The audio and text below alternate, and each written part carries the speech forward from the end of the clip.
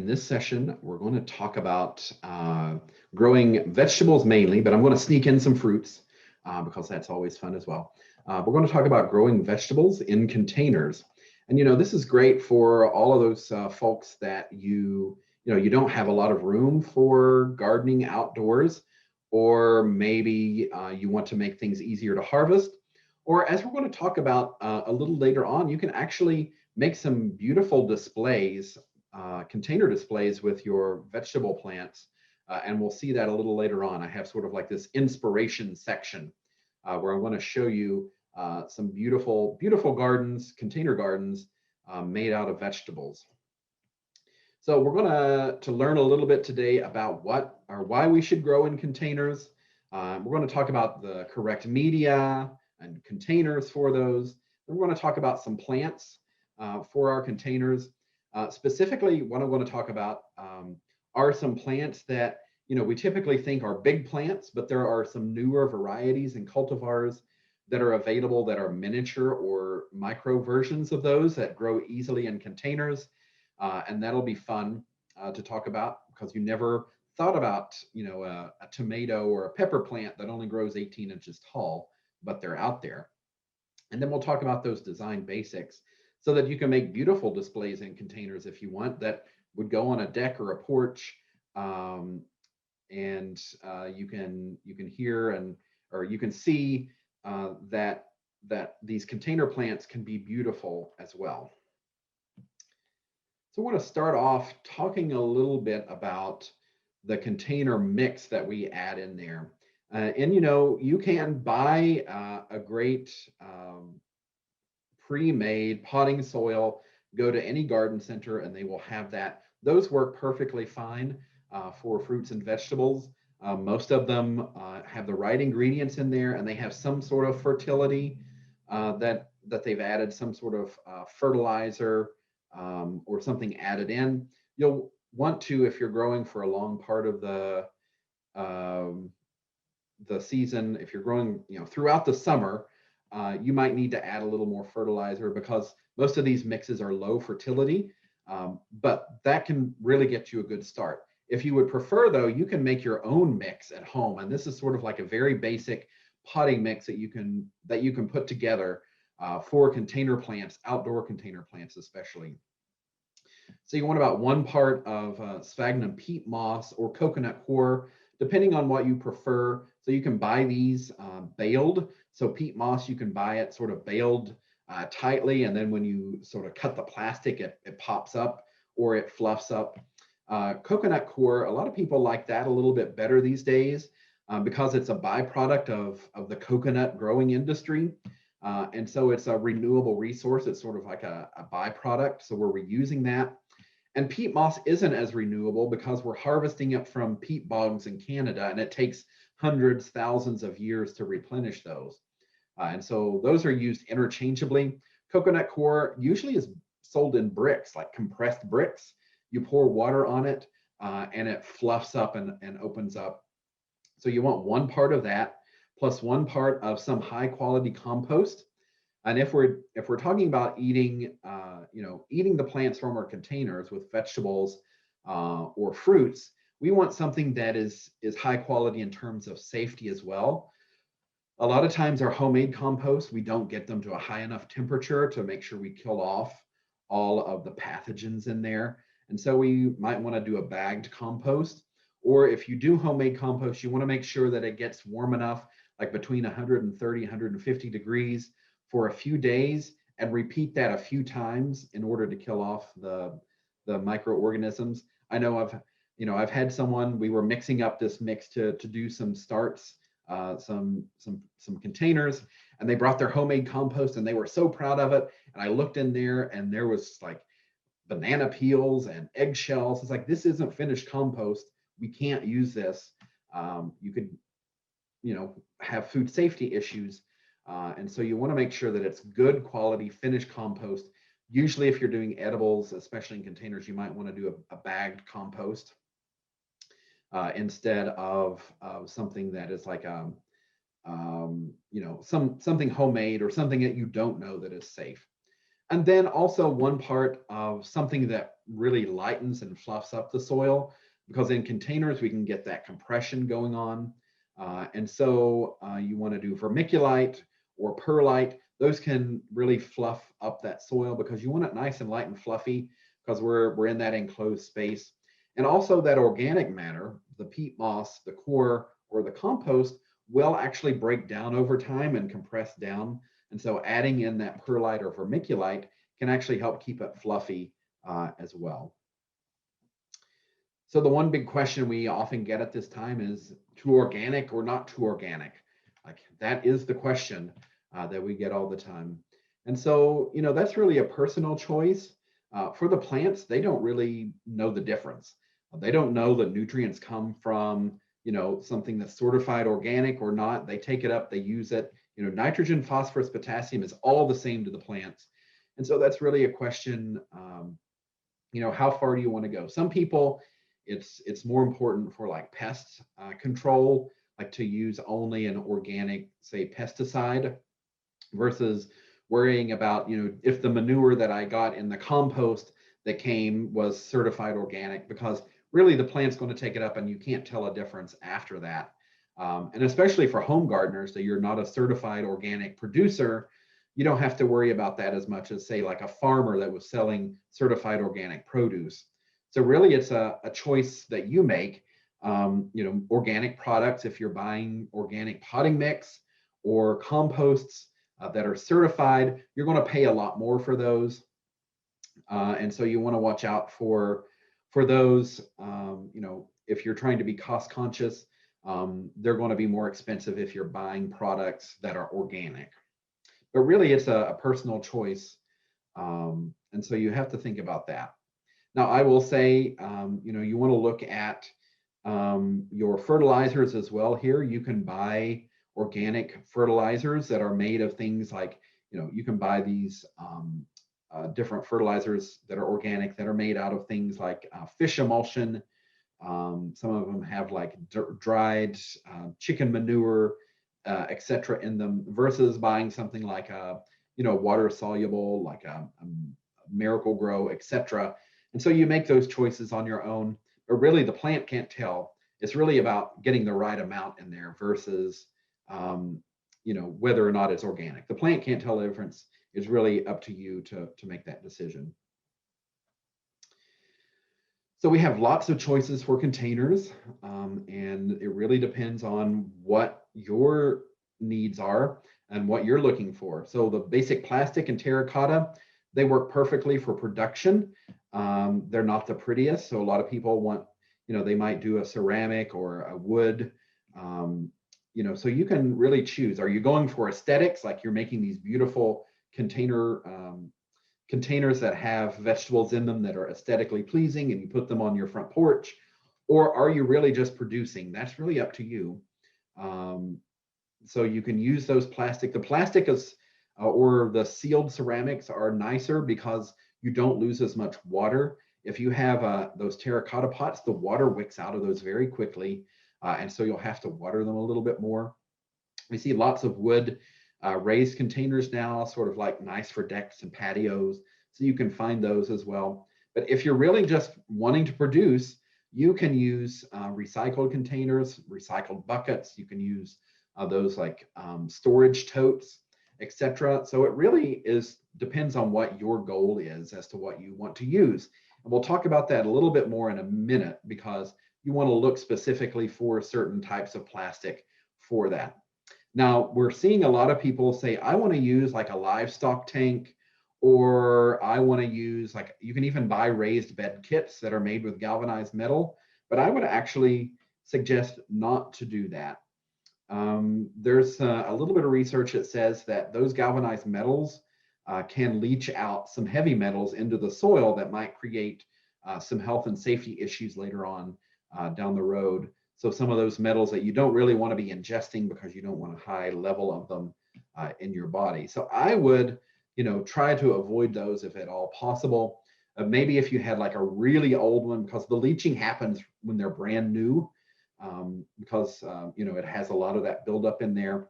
So I would maybe, if you found like an old livestock tank that's been around for a few decades, that would be okay. Or, one of these big galvanized metal totes or tubs that's really old, that would be fine. But the newer ones can leach those heavy metals. That can be a safety issue. Now, I told you a bit about the plastics. And if you look on those recycled plastics, like a bucket or a container that you see, you're going to see that recycling number on there. And you can tell a little bit about the plastic by that number, because it's a specific type of plastic per number. And so if we take a look at, it's numbered 1 through 7. 7 basically means they don't know what kind of plastic it is. So if it has a 7 on it, or it's a mix of plastics, or really there's not a lot of info in there, don't use a number 7. But a lot of times, we look at the lifespan. Is it a really, a plastic that breaks down very quickly, or does it have maybe some leaching issues on it? And so there are some issues around a few of the plastics for safety. So the number 3, the PVC, it really depends on if it's a really soft. So there's that soft bendable PVC, like a rain gutter, or there's like the really hard, like a pipe PVC, like a sewer pipe or a water pipe. So the hard is okay. The soft has a plasticizer added that can leach out, but the other plastic should be fine. The number 1, the PET, doesn't last very long because it breaks down very quickly. So you might want to avoid that for long-term use.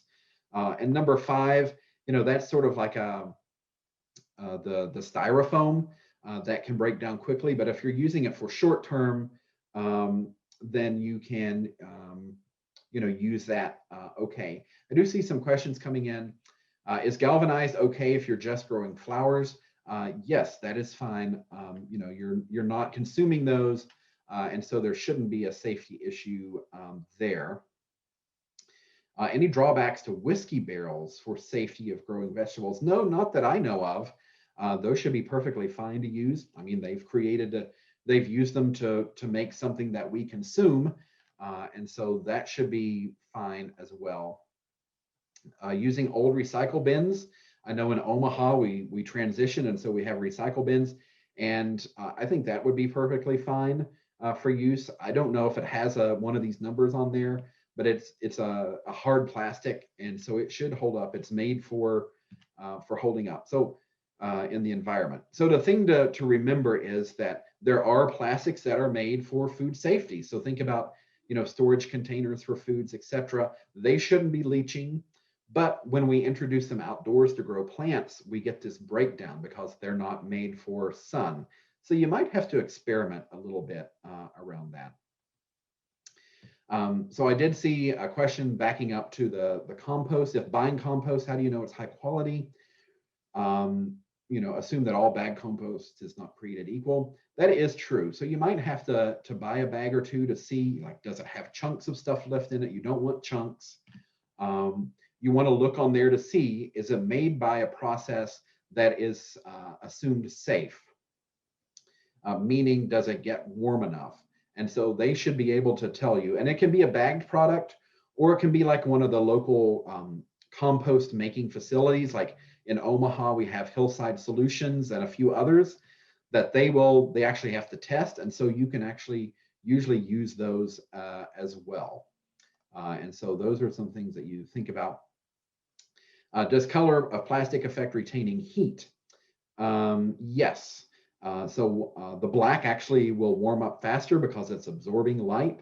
The other colors, especially white, reflects light, and so they don't warm up as fast. So you can actually get faster growth and earlier growth because those are warming up, but it also means that you might have to water more, and you could get some heat issues if it gets really, really hot and really, really sunny.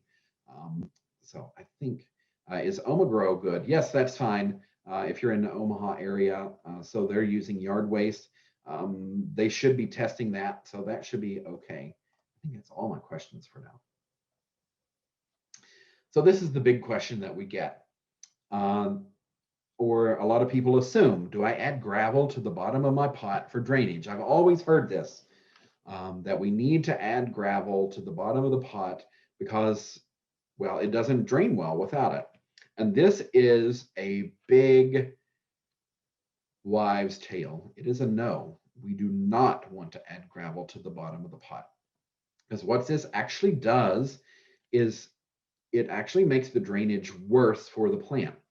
So anytime there's a difference between the soil texture and another texture, that's where the water sort of stops. So if you think about, if you get a kitchen sponge and you get it wet and you hold it up, all the water drains to the bottom and drains out, but the bottom stays wetter longer because that's where all the water drains to. So that's a transition between that sponge and the air. If we're putting gravel in the bottom of the pot, we're raising that area where there's that transition of texture.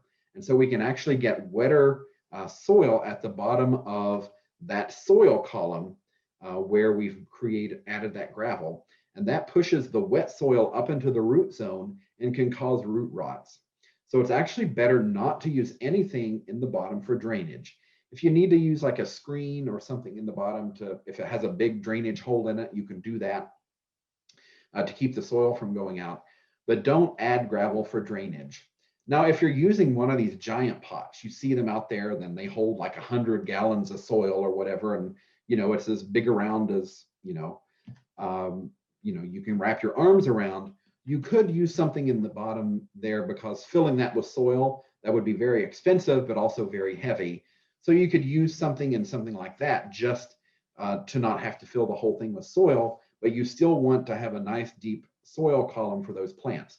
But if you're using like a regular standard pot, do not use anything that would make that soil drainage, that soil wet area go up higher in the pot. You just want to make sure that you don't do that. It's called a perched water table when you do something like that. So we can think about other plant needs. We've talked about these in some of our other workshops, but this, I think, seems to take on a little bit more info or importance when we're doing container gardens because people want to grow them on their porch or they're on their deck and there's a shade tree nearby. But just think about, what is your light availability for those sun-loving warm season plants like tomatoes, peppers, eggplant? You're going to need at least 6 to 8 hours of full sun a day. You can't really get by even in a container for that. So think about if it's usually the rule of thumb is that if you grow it for a fruit or a root, you need full sun. If you're growing it for like a leaf or a stem or a sprout, usually you don't need full sun for that long. So you can do a little bit less sun. And as always, I find these things on the internet we have this graphic on the right that, these are the shade tolerant plants. Well, not all of those are shade tolerant. I marked off the ones that aren't, but you can see a lot of the leafy greens, etc., would work well if you have shade versus like tomatoes and peppers and cucumbers. They won't work well if you have a lot of shade in the area where you're growing. And then we think about the seasonality of crops. And you can go back, we have some about planting vegetable gardens, a workshop that we did a few weeks ago. You can find that on our YouTube channel, and we'll share those out when we email this one out to everyone. But there are things that you can grow early, then you can do a late or a mid-season, like the warm season crops like tomatoes, peppers, cucumbers. And then you can do another late season of things like beans, peas, leafy greens, some of the cole crops. So you can plan containers throughout the season based on what you want to grow. So it doesn't have to be the same thing throughout. You can really alter what you're growing. And I'll show some examples of this later on.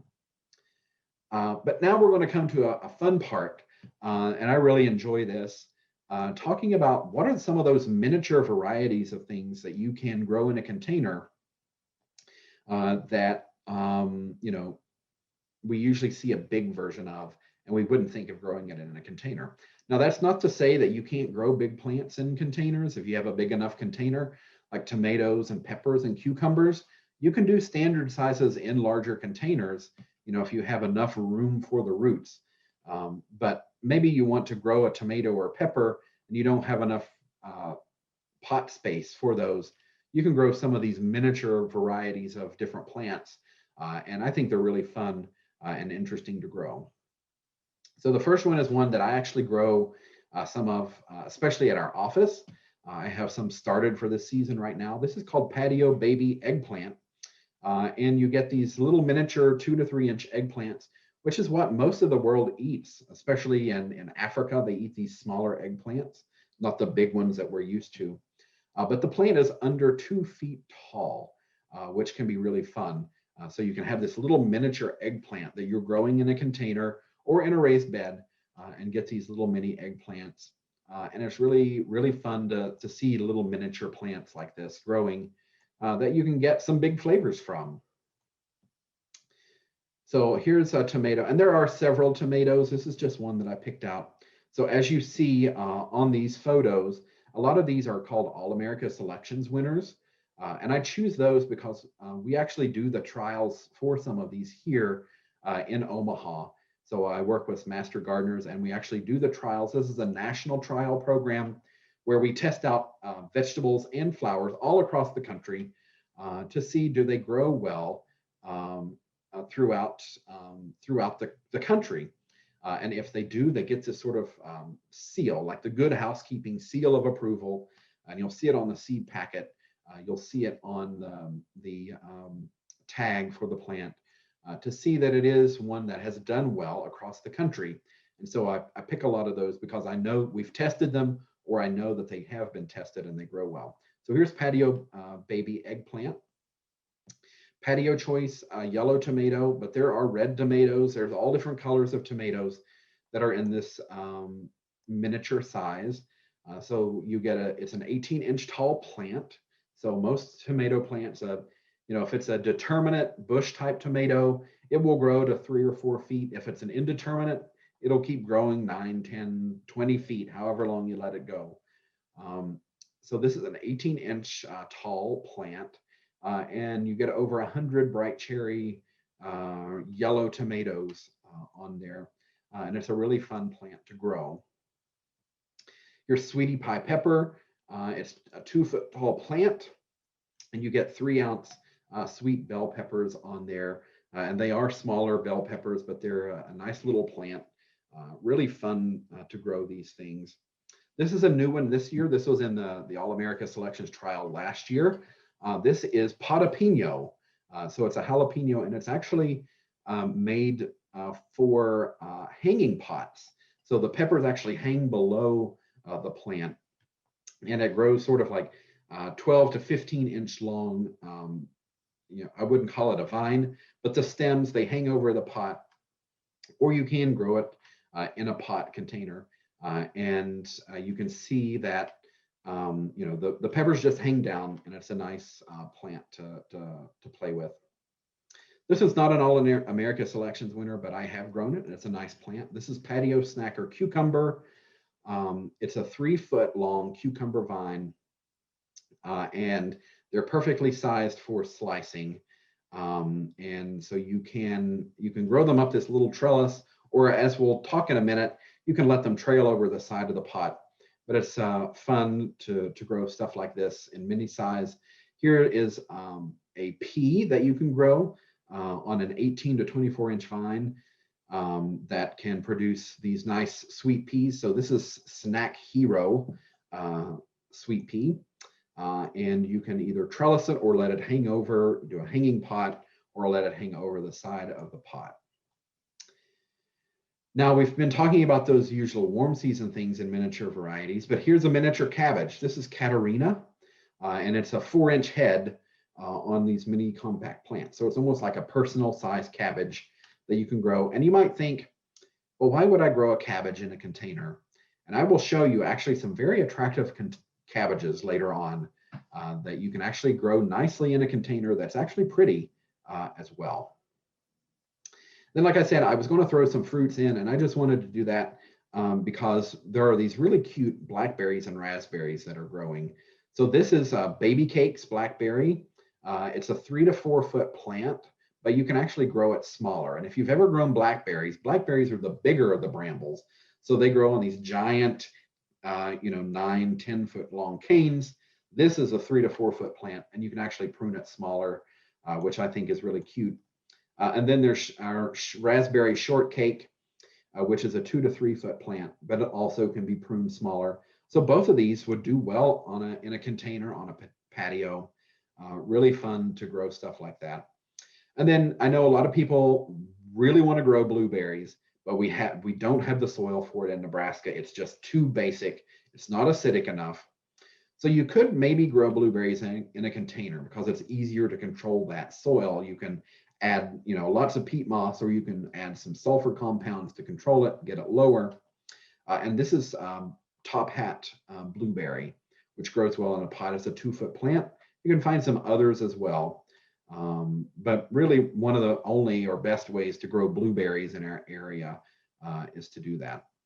And then if you're wanting to grow actual fruit trees, they do these pruned varieties that are it's a column. Basically, it's a stick that sticks straight up. You can grow them up like 8-10 feet, or you can prune them off, but they grow in a stick. And so you can grow them just like that. And you can save a lot of space on them. So what will happen is that sometime next week, after we get the recordings up to the YouTube channel, I'm going to send out an email to everyone that registered for this. It will have the recordings on it, but I'm actually going to share with you, and I can pull it up and show you now. I should have done that. I already had it ready. The list right here. I'm going to send in that email a list of vegetables that I have put together. So this is one that I've created for this presentation. And you'll learn about what some of these words mean. But we're going to share some of these varieties. So there's lots of different tomatoes, some peppers, some other like leafy greens that are smaller, or things that add interest to containers. So you'll see all of these different things that I will share with you. So this is sort of like a list that I put together that will be shared out in that email. So be looking for that next week. When I share that out, you will be able to get it. Actually, maybe, can I share it now? Maybe. I'll see if I can share it by the end of the presentation, because I have it in our drive to be able to share, but it's not giving me that option right now. So I'll see if I can fix that by the end of the talk, when we're into the question phase and I don't have to be talking all the time. So when we talk about container design, we talk about 3 different types of focus that we have in a container. So we have these big thriller plants that, they spike up, they're really showy things that we see. We might have 1 or 2 of those in a container. And you might have seen container design. I'll show you some vegetable container design here shortly. Then we have the filler. So the stuff that sort of fills in around the pot. This can be like nice colors. This can be nice flowers, etc. But it fills in, around that midsection of the pot, right at the soil line. And then we have what's called spiller. So something that falls over the side of the pot that sort of makes our movement, the movement that we see from the pot, sort of continue past the pot. So it might spill over the side of the pot. This could be something vining. This could be like a big filler plant that falls over the edge of the pot. And so we can really see that. Before we go on, I see some more questions popped in. I'm going to try, how do you determine container size to use? So you want to see like how big, how big are the plants you want to grow? Or if you're wanting to grow a lot of them. So like you can grow like one of these miniature tomatoes, you can do it in like a, maybe like 2-gallon pot. So like a regular size pot. If you're wanting to grow bigger, you might have to go to like a 5-gallon, like you could do a recycled 5-gallon bucket, or you could go bigger. Like you have to think about the size of the plants. Like, are they really big plants? They're going to have really big roots and I need really big pots. You can think about, that finished size whenever you're thinking about that plant. And so the smaller plants, and you'll see, I'm going to show lots of containers here. You'll sort of see container sizes compared to plants, and maybe that can help as well.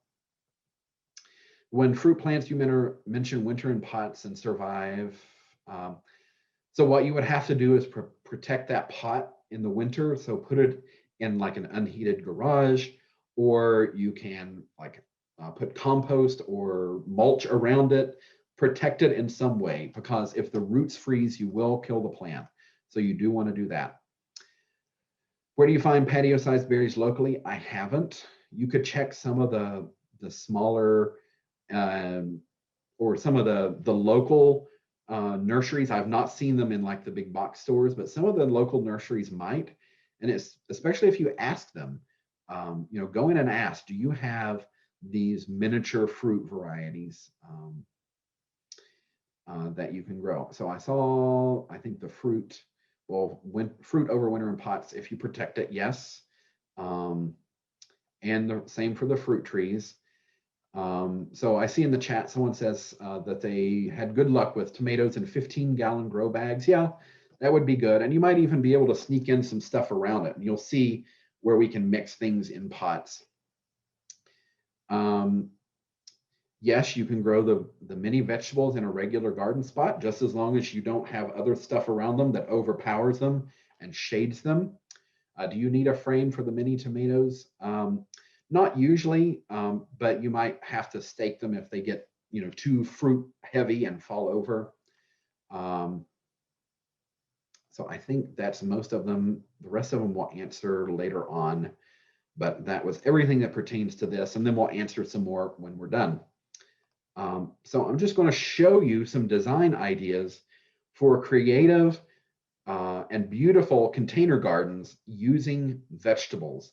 And you would not think that you can make vegetables this pretty, but I'm going to show you just what you can do.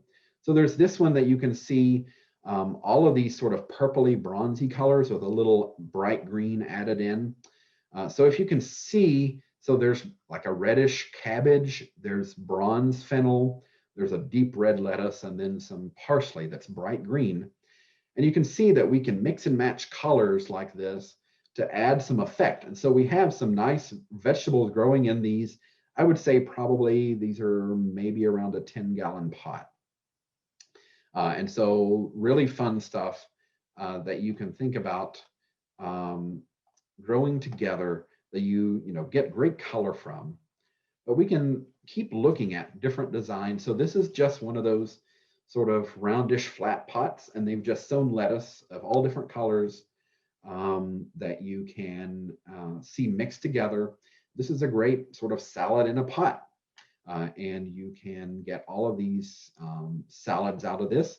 You could do this in a container. You could do this in like just a black flat plastic tray that you would use, you know, for holding seedlings. So you can get a good mix of stuff in here. Here's some fruits that we've got. You know, I've seen pallet gardens. This is using strawberries or using like these, you know, I wouldn't call it a tower garden, but these different pots of different sizes growing up in this sort of columnar growth here that you can grow. So you can definitely add lots of different things this way. Here are some concrete planters, and they've added some flowers in there that you can see. But if you see, there are some cabbages stuck in there. There are some lettuces stuck in there. That's that reddish color. And so you can sneak in vegetables even in those containers with flowers and have, you know, a nice effect. Even cabbage, you would not think cabbage as being a beautiful plant, but there it is. And the flowering cabbages, so those are perfectly edible. We see this container here. You want to check if they're sold strictly as an ornamental, they might have some sort of pesticide treatment that you wouldn't want to use for edibles. But sometimes they aren't treated, and so you can usually figure that out by asking the garden center or looking at the label, especially if they're sold with herbs or in the vegetable section, they may not be treated. You can also start them from seed yourself to be sure. On the left here, we have this will probably turn into like a red cabbage plant. This is just the early stage of it on the left, but we have some purpley reddish lettuces mixed in. And pansies are actually edible. So you could have a nice salad and some nice color adding to your food right there from that pot. Taking that a step further, We have those flowering cabbages or flowering kales. You can see that they've added regular kale, so red kales and green kales to the top of this. And I absolutely love this. If I had windows like this and I had boxes like this, I would plant this. This would be my garden in the fall and the spring, because I think that is absolutely beautiful. And I think that is a great way to show that there's lots of edible stuff in there that can be pretty. But we can incorporate those summer, these are just individual pots that they've added. There's Swiss chard, there's lettuce, there's the tomato there in the back, and then that bowl, those must be like the little mini carrots, like a Thumbelina carrot that they've stuck in that bowl because that's not deep enough for a regular carrot. But you can see that you can have lots of fun mixing stuff in. There's a watermelon in a pot, so there is a mini watermelon, and that's on that plant list that I will share with you. That's on the left. And then more mix of those tomatoes. Swiss chard is great because it's got lots of color, and there will be a cabbage there with that flower on the right there that they're growing in those crates. And so you can have a lot of fun with the food that you're growing. Here we have, these are those like rubber tub trugs that you see that people use for harvest. They've put flowers in there, but then they stuck a trellis in there. And they have a pepper and a tomato growing on there. So really fun ideas to just add a little flavor in there, some vegetables in there. You can also do these. These are like raised garden tables. This one is really good because it allows you to grow stuff deep, so you can plant tomatoes or peppers down the middle of it. It's not really, it's nice and deep for those roots. This one's also good because instead of being just a square raised bed, this one's great for someone with mobility that needs to sit down or is in a wheelchair while they're gardening, because you can actually wheel up under it and work in there even when your legs are below the soil level there. And so that is a good container. We have one of those at our office that we plant stuff in. And then there's all kinds of ways that you can grow indoors. Here's microgreens that a lot of people are really interested in. You can buy these little kits. You can find sort of like aero gardens or lots of indoor sort of hydroponic kind of things going on now. So you can test out and try lots of different things. And then you can also do vertical gardens. So you can either buy, there's like grow bags that you grow on, that you put on the side of the wall. Or this one, the one on the right, looks like it's sort of like a fabric shoe holder. I'm not so sure about that. But you can experiment with that. I've seen this, and people assume this is gutter, but this is not like a roof gutter. This is actually a hydroponic system. So this is sort of like, they call these gutters, but it's not like a gutter for rain. It's a hydroponic gutter. So they have the lettuce growing, and there's a water garden down here. There's a solar panel up here that pumps the water up to the top, and it just sort of trickles down, goes here, trickles down, goes here.